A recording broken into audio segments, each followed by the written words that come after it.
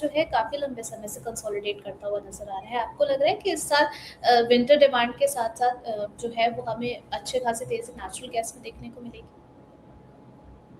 देखिए, natural gas में अभी जो तेज़ी है वो अ, सारी मिडल ईस्ट डिसरप्शंस के वजह से है।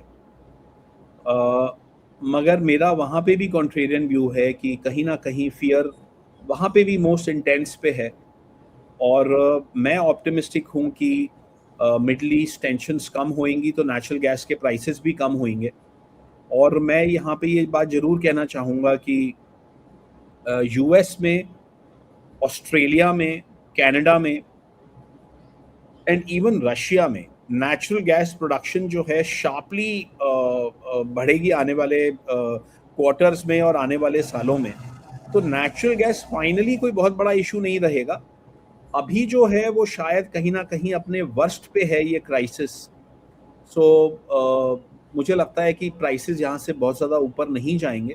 तो ये वॉर जैसे ही थोड़ा-सा वॉर का जो पैनिक है वो कम होएगा, नेचुरल गैस के प्राइसेस कम आएँगे। और अगर मैं आने वाले कुछ सालों की बात करूँ तो मुझे नेचुरल गैस के प्राइसेस यहाँ से बहुत डाउन होते नज़र आते हैं, बिकॉज़ एक तरफ मिडल ईस्ट की प्रोडक्शन भी मार्केट में आ जाएगी और दूसरी तरफ जो बहुत शार्प रैंप अप हो रहा है नेचुरल गैस प्रोडक्शन में नॉर्थ अमेरिका में, ऑस्ट्रेलिया में, रशिया में और भी कुछ अफ्रीकन कंट्रीज़ में भी बहुत बड़ी-बड़ी डिस्कवरीज़ हुई हैं। इवन बांग्लादेश में बहुत बड़ी डिस्कवरीज़ हुई हैं।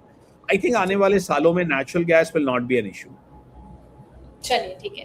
अब यहाँ पर गोल्ड सिल्वर के प्राइसेज़ ने भी काफ़ी ज़्यादा लोगों को परेशान किया हुआ है। सर आपका टेक उस पर भी हम समझना चाहेंगे। सबसे पहले तो गोल्ड के प्राइसेज़ जो हैं एक रेंज में नज़र आ रहे हैं एंड मोस्ट इम्पोर्टेंट थिंग जब वॉर चल रही थी तो सभी को लग रहा था कि देखिए प्राइसेज़ जो हैं स्पाइक अप होंगे लेकिन उस तरीके से परफ़ॉर्म नहीं किया है प्राइसेज़ ने। आपका टेक अभी जो प्राइसेज़ में दोबारा से रिकवरी आती हुई नज़र आई है उस पर क्या है? मैं गोल्ड और सिल्वर पे अभी ऑप्टिमिस्टिक हूँ, बट नियर टर्म के लिए। मुझे लगता है कि जब मार्केट्स में नॉर्मलाइज़ेशन होगा तो गोल्ड सिल्वर भी बढ़ेंगे। और मुझे लगता है कि गोल्ड $5000 के करीब हमें देखने को मिलेगा आने वाले 1 से लेके डेढ़ महीनों में। और चाँदी जो है हमें 82 से लेके $85 देखने को मिलेगा इसी टाइम फ्रेम में।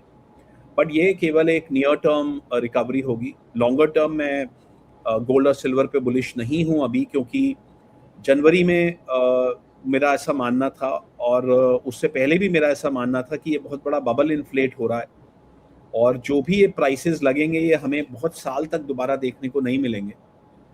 और मेरा अभी भी यही मानना है कि जो गोल्ड के जो टॉप लगे हैं $5600 के करीब, वो हमें बहुत लंबे समय तक देखने को नहीं मिलेगा। और चांदी का जो $120 लगा था वो तो शायद हमें बहुत बहुत लंबे समय की वेट करनी पड़ेगी वो लेवल दोबारा देखने के लिए। तो मैं अभी अगले साल, डेढ़ साल, 2 साल के लिए गोल्ड सिल्वर पे बिल्कुल भी बुलिश नहीं हूँ। मगर हाँ, अभी हमने उसमें बाइंग की हुई है क्योंकि हम नियर टर्म उसमें तेज़ी देख रहे हैं। बट एक बार ये तेज़ी अनफ़ोल्ड हो जाती है आने वाले महीने, 2 महीने, ढाई महीने में, उसके बाद हम गोल्ड सिल्वर पे भी हम लोग बेयरिश रुख ही अख्तियार करेंगे for the next 1 and a half to 2 years. मुझे लगता है कि प्रॉपर बॉटमिंग आउट के लिए हमें शायद 2027, 2028 तक गोल्ड सिल्वर बॉटम आउट करेंगे, पर्टिकुलरली गोल्ड।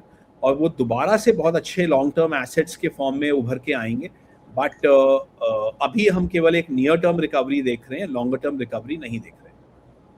ओके सर, आपसे ये भी समझना चाहेंगे कि इस वॉर से पहले का अगर हम सिचुएशन देखते हैं तो ग्लोबल लेवल पर गोल्ड की काफ़ी ज़्यादा डिमांड थी जिसमें से कई सारी कंट्रीज जो थी वो गोल्ड खरीद रही थी। उसमें पोलैंड का नाम था, बाकी अदर कंट्रीज भी थी।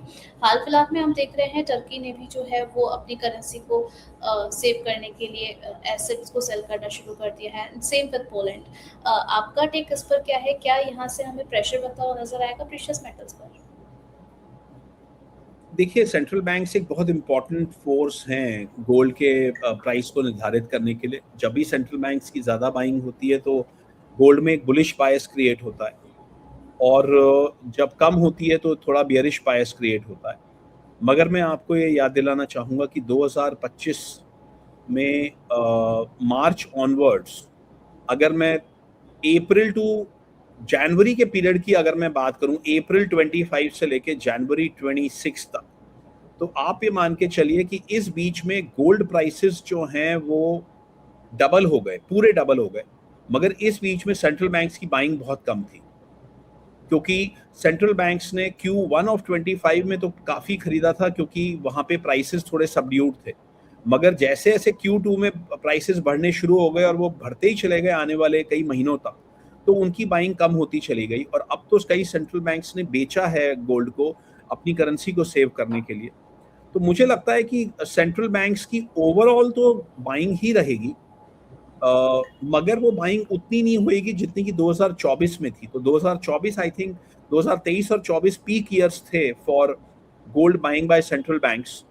मुझे लगता है कि वो फिगर तो अभी हम बहुत टाइम तक नहीं पहुंच पाएंगे, मगर ऐसा भी नहीं है कि नेट में गोल्ड की सेलिंग होएगी। कुछ केसेस जरूर होंगे जहां पे कि फॉरेक्स क्राइसिस होगा तो उनको गोल्ड को सेल करना पड़ेगा, बट आई थिंक बहुत सारे दूसरे सेंट्रल बैंक्स जो हैं वो बाय ऑन डिप्स भी करेंगे। सो कुल मिलाकर मुझे लगता है कि जो मार्जिनल फोर्स होएगी गोल्ड प्राइस को निर्धारित करने के लिए, वो शायद सेंट्रल बैंक नहीं रहेगी आने वाले 1.5 साल तक।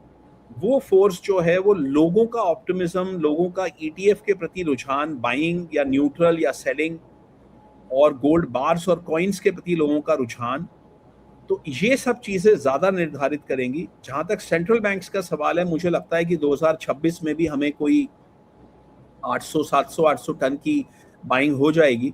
मुझे नहीं लगता कि वो जो है बहुत बड़ा फैक्टर रहेगी गोल्ड प्राइस को निर्धारित करने के लिए over the next 1 to 1.5 years. I think private flows जो हैं वो ज्यादा तय करेंगे कि गोल्ड कहाँ जाता है for the next 1.5 to 2 years. Okay sir, आपसे थोड़ा-सा इन्वेस्टमेंट स्ट्रैटेजी भी समझना चाहेंगे कि करंट लेवल पर जब हम सोना चांदी को देख रहे हैं, क्या ये लेवल्स ठीक है एंट्री के लिए या फिर अभी थोड़ा-सा वेट करें? एक करेक्शन हमें और देखने को मिलेगा? आई थिंक थोड़ा सा ले सकते हैं आप, थोड़ा थोड़ा। हमने जैसे खरीदना शुरू किया था अराउंड 10 डेज पहले, और हमने थोड़ा थोड़ा करके वहाँ पे इन्वेस्टमेंट्स किए हैं। तो मुझे लगता है कि थोड़ा थोड़ा अभी भी लिया जा सकता है, और आप जो है अगले 6-7 दिनों तक थोड़ी थोड़ी बाइंग करके आप अगर बैठ जाएं, सो होपफुली मई एंड होने से पहले पहले आपको एक रीजनेबली ठीक ठाक गेन मिलना चाहिए। सो मैं बहुत सारी क्वांटिटी एक बारी में बाइंग करने की सलाह नहीं दूंगा। मैं कहूँगा कि आप अभी से लेके 10 अप्रैल तक आप जो है थोड़ा थोड़ा करके आप अपनी होल्डिंग बना लीजिए। चलिए ठीक है, तो ये स्ट्रैटेजी आप बिल्कुल फॉलो करके चल सकते हैं।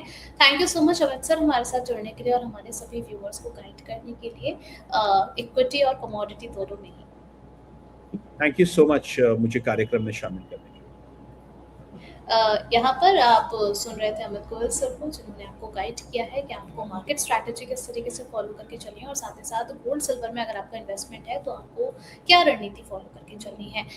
बहुत बहुत शुक्रिया फाइनेंस ज्ञानी के साथ जुड़ने के लिए। अब आपसे मुलाकात होगी कल। ख्याल रखिए, कीप वॉचिंग फाइनेंस ज्ञानी। Thank you so much.